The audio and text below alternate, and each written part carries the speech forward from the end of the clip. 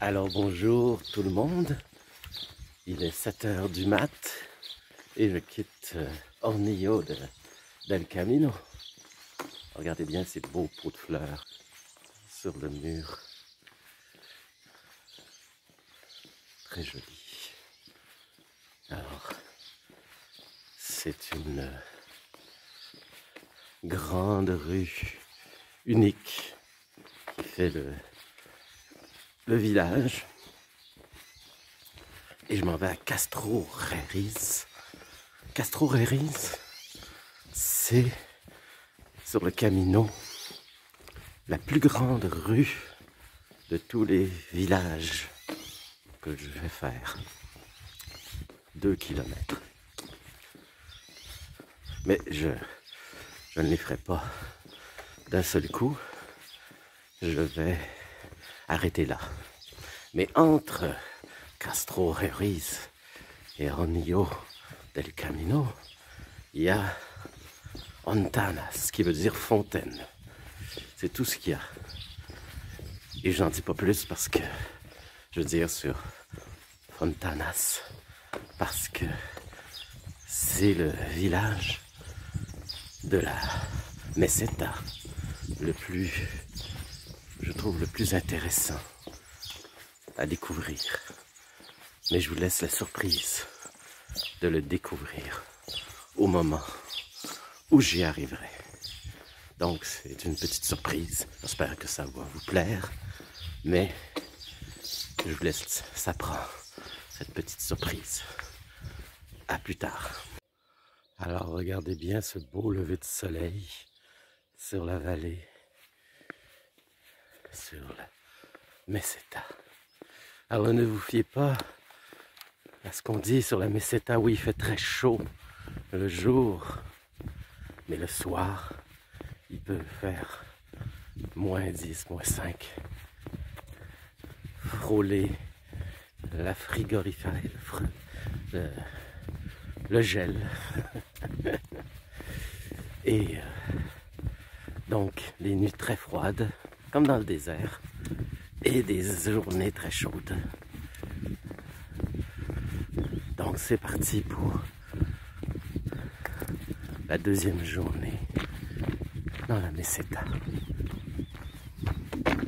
Alors, c'est toujours drôle quand on marche de voir notre ombre qui nous précède comme ça, aussi longue. Elle nous encourage à aller de l'avant.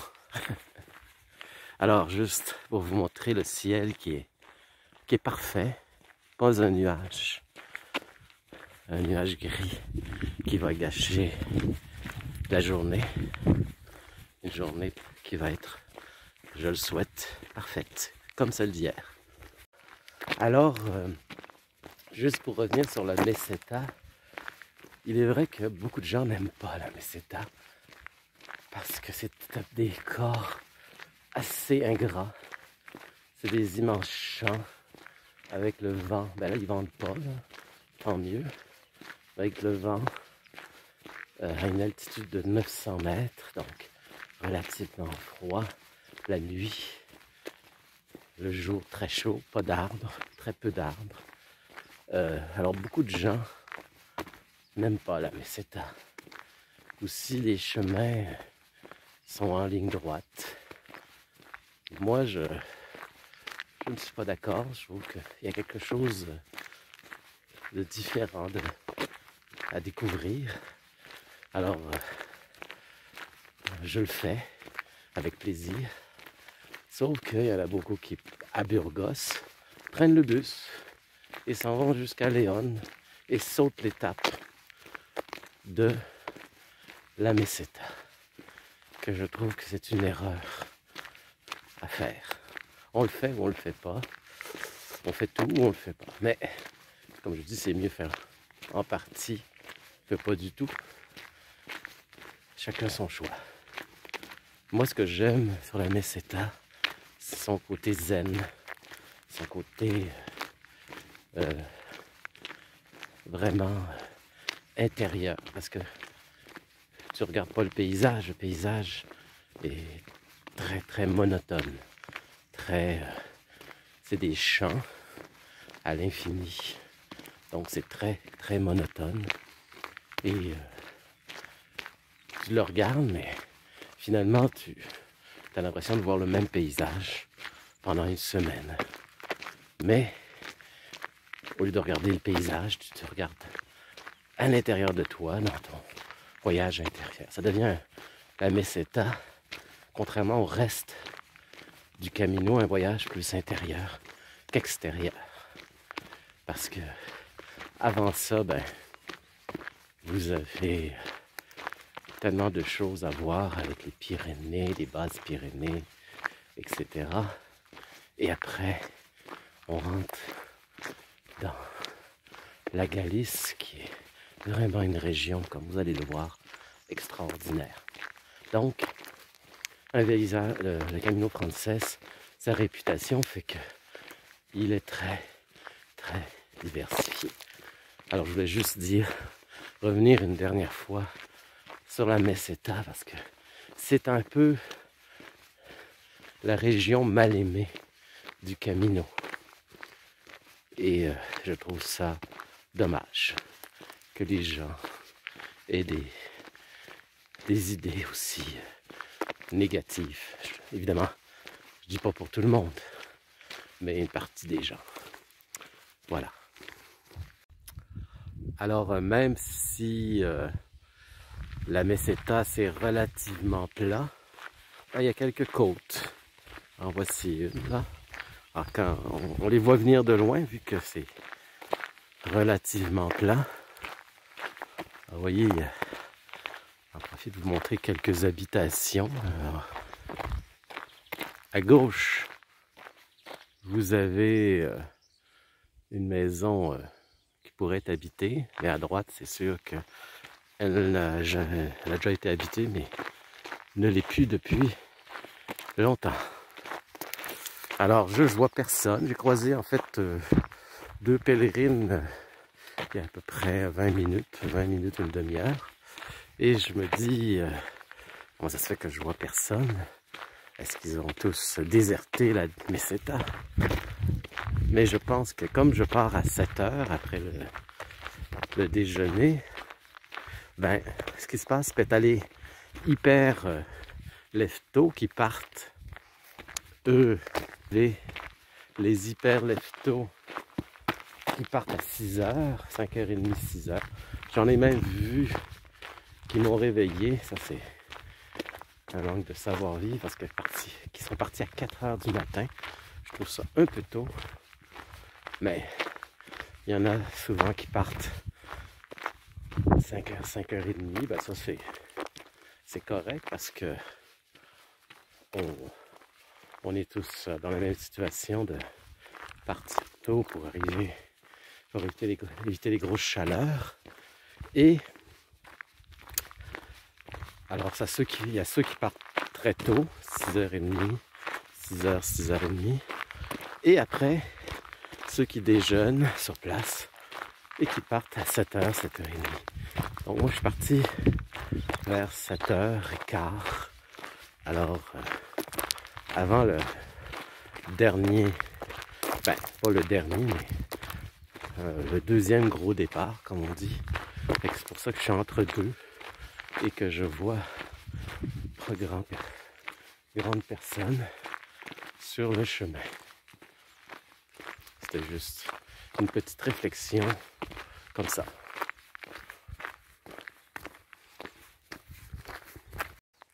Alors là, j'arrive à l'albergue Oasis Sandbol. Alors Sandbol est un village fantôme, mais c'est une albergue vraiment à découvrir. Moi, je ne suis pas allé, mais on en a beaucoup parlé.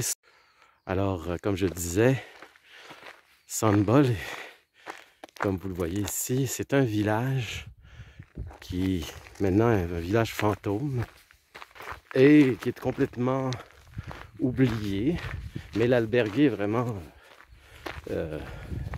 très bien. Il vous accueille, il vous offre à manger, tout ce qu'il faut, quoi. Et ce village-là, Sandbol, est devenu fantôme comme ça, les gens sont tous partis sans explication. Alors personne ne peut dire pourquoi le village de Sandbol est devenu un village fantôme. Mais au moins il y a cet albergue qui reste et qui garde en mémoire ce village qui a été. Alors je vais parler de Hontanas, qui est le seul village avant mon étape finale de la journée, le seul village que je vais traverser. Et je vous avais dit au début de ma journée, tout à l'heure, que c'était le village le plus, pour moi en tout cas, le plus typique ou le plus particulier de la Meseta. Alors, pourquoi j'ai dit ça? C'est que vous marchez vers Hontanas, vous regardez votre carte en disant ben pourtant, on est rendu à Hontanas, on ne voit pas. Qu'est-ce qui se passe? Est-ce que ce village existe? Est-ce que c'est une illusion? Alors, vous marchez, vous ne voyez rien. Et vous marchez, vous ne voyez toujours rien. Et vous dites, ça n'a pas de foutu bon sens. Où est ce village? Alors, on voit une pancarte qui annonce le village, mais toujours pas de village. Qu'est-ce qui se passe? Est-ce un village fantôme? Est-ce un mirage? Alors on a des pancartes, mais toujours pas de village. Vous voyez ici encore des pancartes pour annoncer une albergue. Mais si je regarde en avant, c'est le calme plat. Mais plat. Alors, tu te dis, finalement, le village n'a jamais existé. Ce n'est qu'une illusion. Et tout d'un coup, dans une crevasse, qu'est-ce qu'on voit apparaître comme par magie? Eh bien, vous voyez ici, on est carrément dans un trou. Ils ont bâti le village, regardez bien, dans une fissure, un cratère. Alors tout d'un coup, on ne voyait rien il y a quelques secondes, on n'y croyait plus, et Hontanas, une fontaine, on n'y voit pas une goutte d'eau d'ailleurs, mais il y a des arbres, alors il y a de l'eau. Apparaît, comme par magie, ce village. À partir de rien. Vous voyez le clocher. Et vous voyez très bien ce clocher. Je vais agrandir. Regardez bien, je vais agrandir sur le clocher. Que c'est un clocher? En fait, c'était un minaret.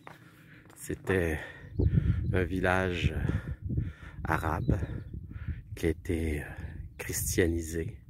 Vous voyez très bien qu'on a rajouté une croix dessus et c'est devenu chrétien, tout simplement. Vous voyez, les Espagnols, ils se compliquent pas la vie, hein. Ils arrangent ça à leur façon. Et c'est ça, le village de Hontanas, qui me fascine à chaque fois quand je marche devant rien et paf, comme une explosion, comme par hasard, apparaît ce village. Alors c'est pour ça que pour moi, Hontanas est le village le plus typique de la Meseta. Pourquoi? Ben parce que il a su s'adapter à son univers, son environnement hostile, plutôt désertique, en utilisant la toponymie et en s'abritant du vent, du froid, en lui donnant un caractère très très personnel que j'aime beaucoup. Et c'est aussi un arrêt important sur le chemin. Je n'arrêterai pas ici, je vais peut-être prendre me désaltérer comme on dit.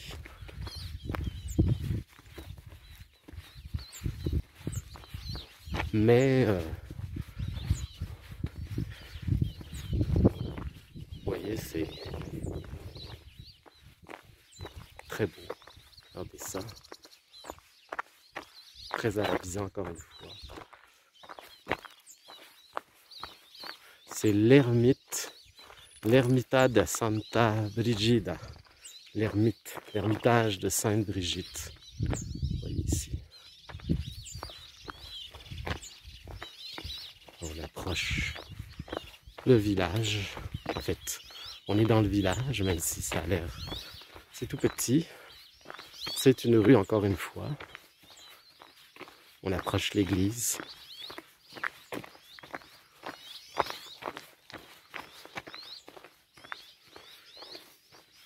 J'ai déjà dormi ici.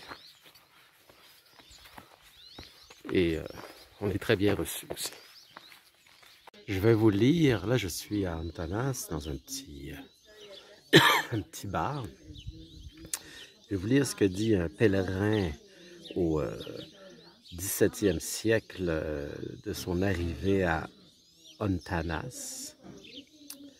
Ce lieu d'infortune est petit et pauvre. Il comporte seulement 10 ou 12 maisons, ou plutôt des cabanes couvertes de paille pour les protéger de la neige, dans laquelle habitent seulement quelques bergers. Quand nous parvînmes en fin d'après-midi, comme je l'ai dit, dans ce malheureux endroit, nous mangeâmes un peu de pain avec de l'ail que nous donnèrent des Allemands que nous avions rencontrés auparavant et bûmes un peu de vin. Nous nous couchâmes à même le sol car il n'y avait rien d'autre. Nous eûmes la chance de pouvoir occuper une de ces cabanes en payant la nuit d'avance. Évidemment, Antanas n'est plus comme ça, heureusement, mais c'était au Moyen-Âge, ce petit village très triste et très misérable. Et maintenant, on va quitter Antanas pour la vallée de Garbanzuelo, pour aller à Castro Eriz. Castro Eriz, qui est dans cette vallée, le Garbanzuelo, qui veut dire le petit pois chiche, souvent à sec, façon de parler. Alors, c'est, comme vous pouvez voir, une région d'une grande sécheresse et pauvreté. Mais grâce au pèlerinage, voyez, regardez cette barre parfaitement bien entretenue, en bonne santé. Je veux dire qu'il vit bien dans ce village. Et il y a beaucoup d'albergués. Grâce aux pèlerins, ce village, qui était un village misérable, a réussi à s'en sortir. Alors, il nous reste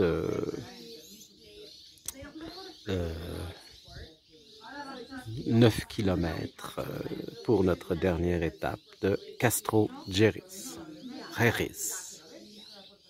Alors, je voulais vous montrer cette devanture de maison très jolie, qui combine briques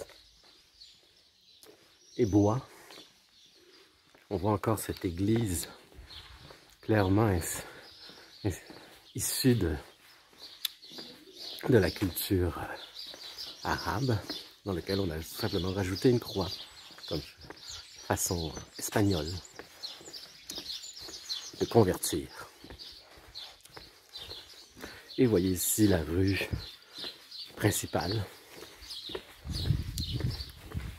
Et j'étais déjà venu marcher l'hiver, première fois, et la seule alberguée ouverte l'hiver, c'est ici. là où il y a le buste. D'ailleurs, ce buste-là n'était pas là. José Ignacio Ruiz Martinez, tête. Alors, c'est la seule alberguée restaurant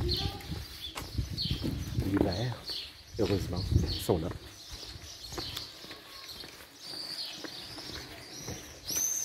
Et la grande satisfaction l'été, ben, c'est une explosion, vous voyez, hôtel rural, albergué municipal. Alors les endroits pour dormir ne manquent pas. Et c'est tant mieux.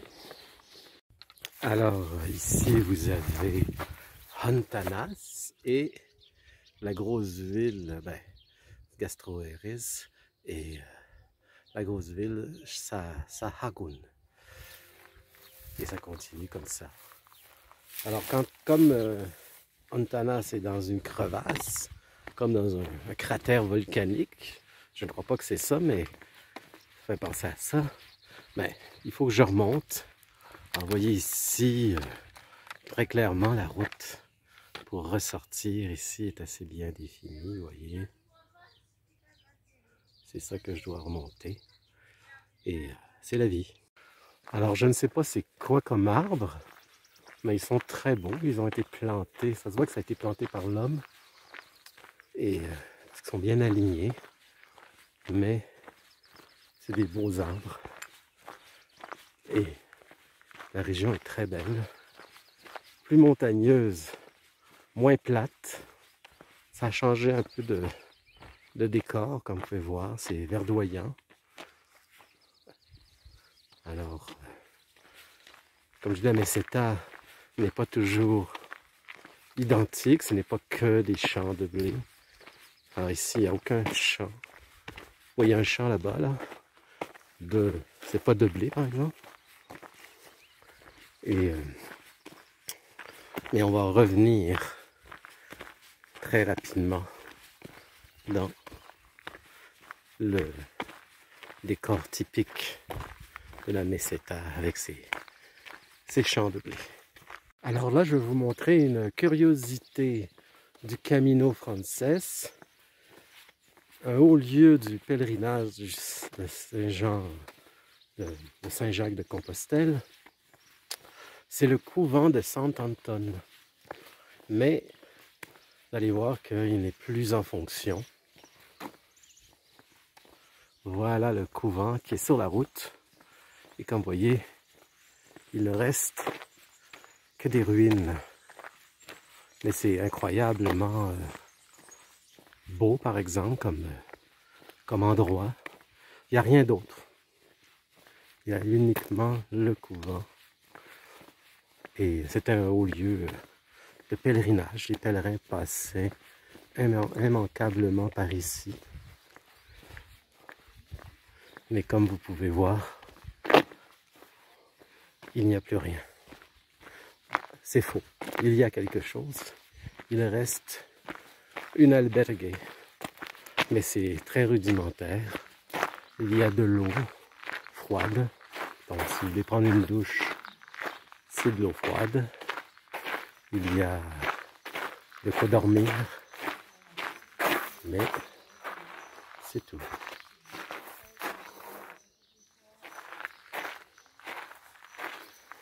Les gens font un petit arrêt pour visiter l'endroit. Voici l'albergue. On va aller voir de quoi ça a l'air.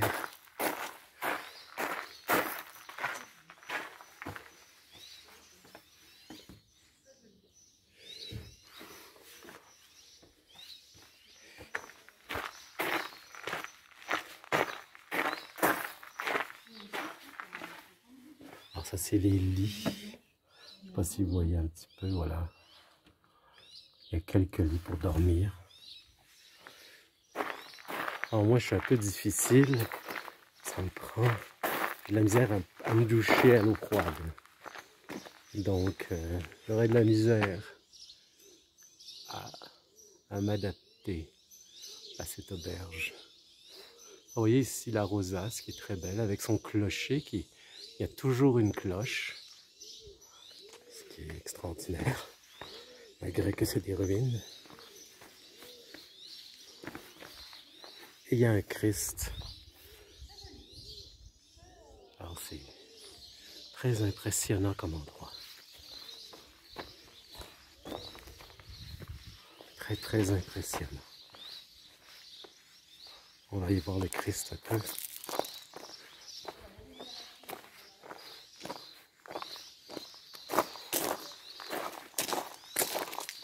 Qui est assez stylé en métal.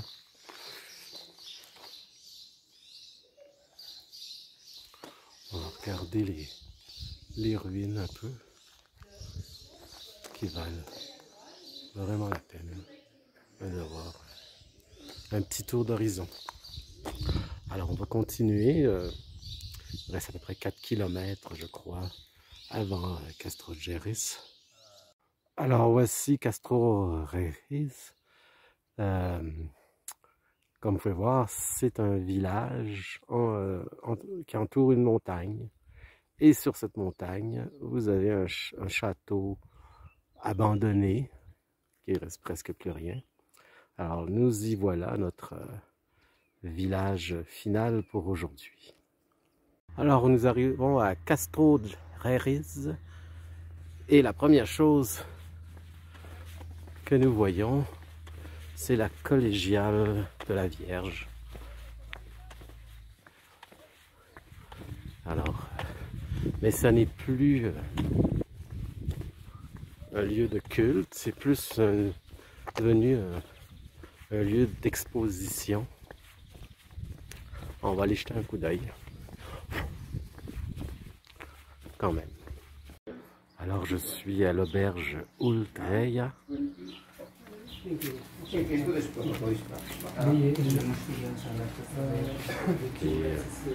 Très belle auberge. Albergue plutôt. Regardez, il y a un pressoir. Je ne sais pas de quelle époque, mais c'est pas jeune. Et je vais vous montrer le jardin, en fait la cour arrière.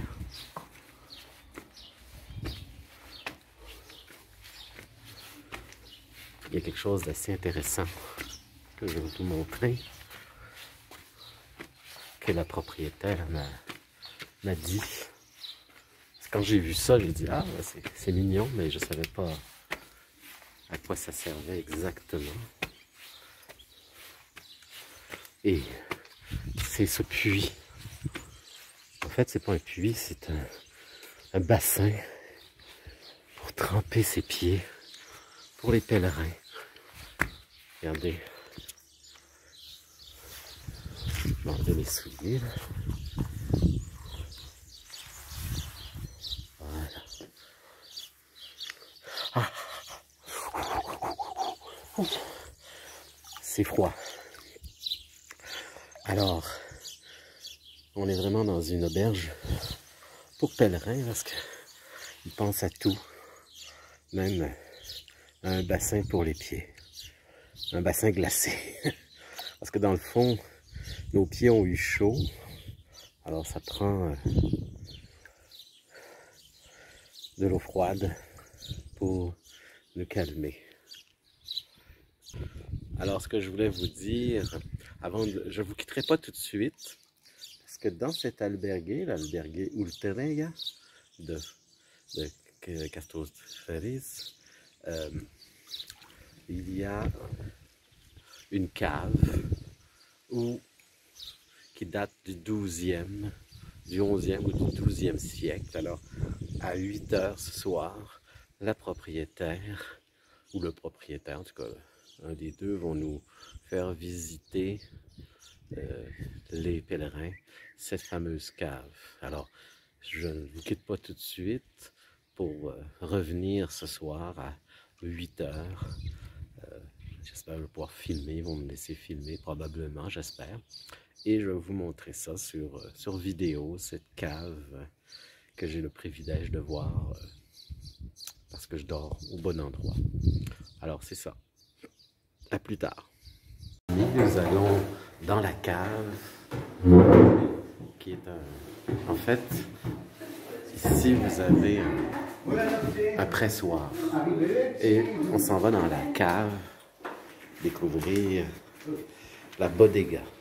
La bodega, c'est l'endroit où le vin se recueillait. On récupérait le vin.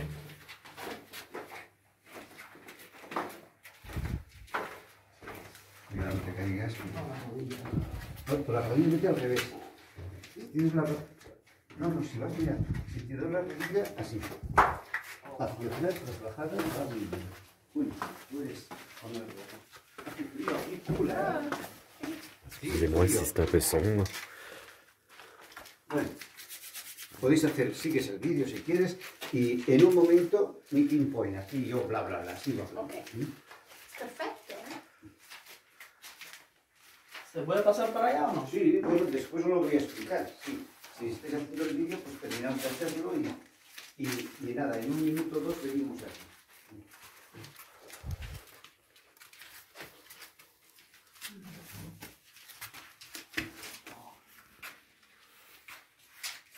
Wow.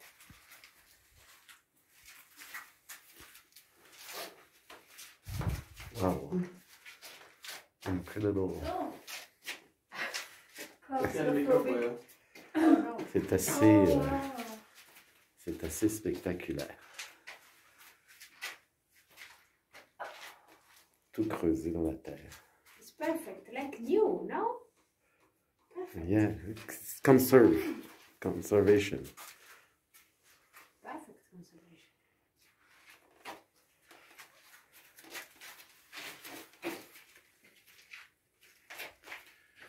Ce qui m'impressionne, cet escalier qui remonte.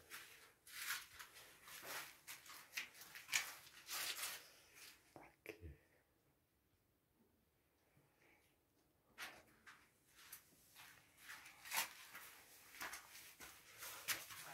Muy bueno. ¿Ah, sí? Me alegro. Bueno, pues hacemos aquí el meeting point, aquí hacemos el círculo.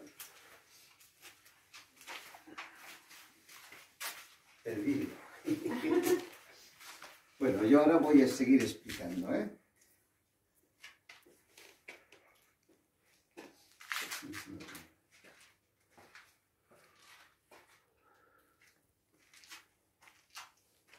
Bien, good. Yep. 3 ya. Très bien. Bueno, pues venga. Que hace frío aquí, que si no... Ayer vino una chica con una ropa así ajustada y tal, con esto abierto. Así, así. Claro, hace frío. Así perfecto. Bueno, pues comenzamos. Donde estamos aquí hemos bajado de San 5 metros, 5 metros, 6 metros. Esto es el albergue. Esto sería albergue. House, casa, mesón. Eso, exit, salida, la calle, street, strasse, la rue, la calle. Donde estamos aquí nosotros es una antigua galería de defensa, Ancien Galerie de 10th century, 10th century, del siglo X. Alors, je vais aller me coucher maintenant. On a fait de cette grotte qui datait du 10e et du 12e siècle, qui était très intéressante. Alors, ça valait la peine d'attendre. Et là, maintenant, ma journée est faite. Je peux aller me coucher et on se souhaite une bonne fin de journée. Salut à tout le monde.